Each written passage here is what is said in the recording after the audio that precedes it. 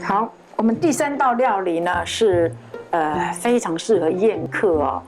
像我自己，我是几乎不可能去做这个料理，因为我觉得要处理那个螃蟹我觉得是一件非常恐怖的事情。然后我也不太会挑啦当然吃的时候我觉得也挺麻烦的。不过呢，老师今天带来的这个蟹呢，我觉得不太一样，是因为呢用了我最喜欢的桂花还蛮特别的。名字是桂花，可是里面没有桂花。对。这真的太好笑了。这个螃蟹我们先处理好。那老师，你为什么要说它是桂花秋蟹？都有黄黄的对不对？哦，是哦。对。因为我知道，用桂花来入菜是流行啊。你刚刚都用洛神花，你为什么不真正用桂花呢？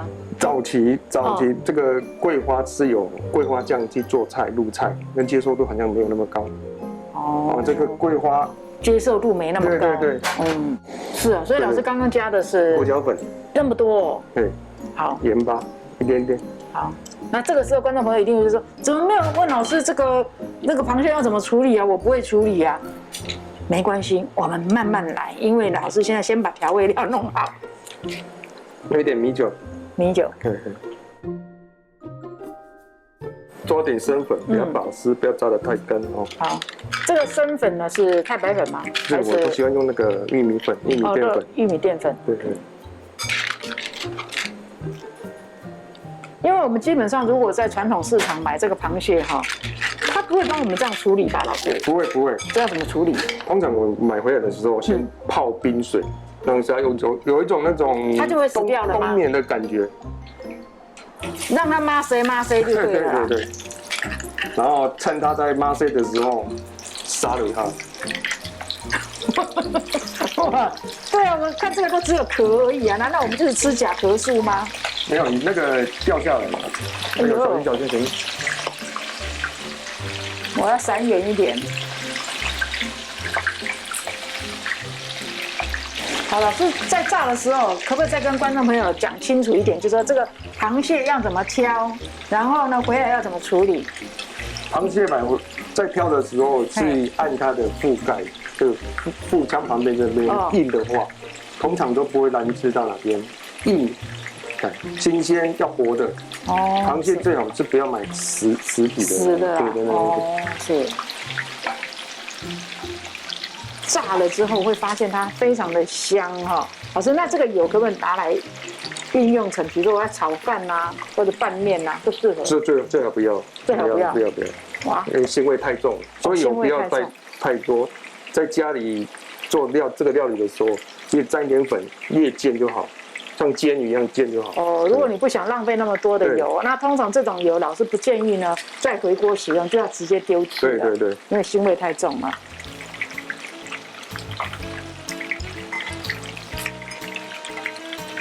不过它就是说很漂亮整个那个盖子在摆盘的时候非常非常的漂亮。我真的没有自己在家做过这个螃蟹的料理耶。都清蒸的比较多了。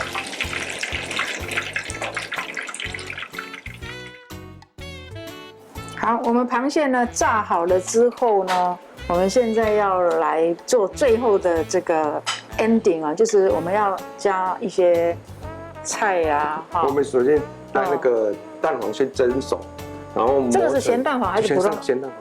咸蛋黄蒸熟，然后用那个筛网筛过，变金沙的感觉。对，就去炒。很多朋友可能如果不熟悉台湾的料理界我们有很多的料理什么金沙排骨啦、金沙南瓜啦，金沙竹笋这个金沙呢，还有金沙苦瓜，对。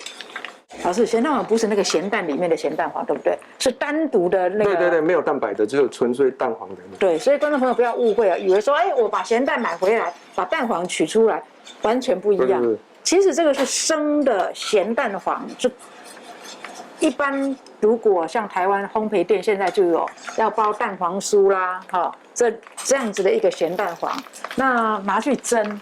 老师蒸的时候要不要喷一些米酒那些？不用，都不用，就直接蒸熟。不用。然后就用那个筛网把它磨成细的，对，过滤的样子。然后这个那个黄红椒是真色了。嗯哼，哦，那这个爆香，那个是。蒜、葱。好，刚刚我很吵哈，大家可能没有看仔细，就是我们这个金沙，我们这个咸蛋黄在炒的冒泡，炒的时候一定要炒到冒泡，对，香气才会上来，对，才可以再加我们的这个青黄椒，然后再加我们的这个葱跟蒜哈，然后糖，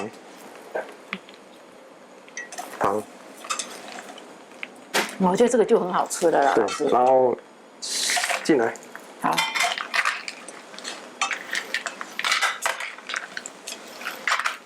所以如果呢不喜欢吃螃蟹，觉得螃蟹很麻烦的话呢，你也可以用虾子吧。虾子可以啊，可以，也可以用虾子来代替。虾子比较好欺负啦，一剥就吃了哈。好，这时候呢加入我们的蛋液，然后白醋跟着进来。哦，要加白醋，不要让它定型，不要让蛋变成那么老。哦。有一种滑蛋的感觉啊！是，对，那就可以了。这样就已经完成了。这样可以了。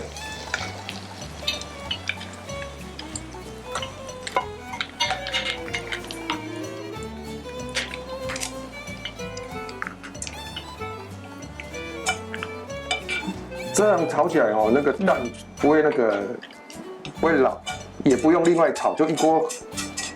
一气呵，对，一气呵成的哈。老师，那你那个蛋液里面有没有加什么玉米粉啊、太白粉之类的？没有，都没有。没有。然后再放一点，留一点那个金沙。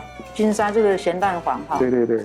所以老师，这个蛋要嫩，它的那个秘诀就在于你刚刚倒那个醋吗？对。所以滑蛋是因为有加了醋才会变成滑蛋。滑蛋就不一样，滑蛋是加水。哦，滑蛋是加水啊。对。OK。好，这是老师呢带来的这个蔡明桂花秋蟹，里面没有桂花，我用想象的。这个蟹呢，就是要按一下它的那个腹部的地方，哇，是不是硬的？这个就是让我们今天这个料理呢，会变得很好吃的一个小撇步。那大家注意一下，然后你就会发现，好棒哦，自己会做这些，其实都是一样的东西，不一样的形态表现而已。是。那大家试看看，因为料理真的非常的有趣哦，它就像一个艺术品一样。艺术哦，你今天像画画一样，要上什么颜色、大小、比例、光线，太精彩了。我们今天非常感谢林老师，也谢谢全球观众朋友的收看，我们下次见喽。老师，谢谢您，谢谢。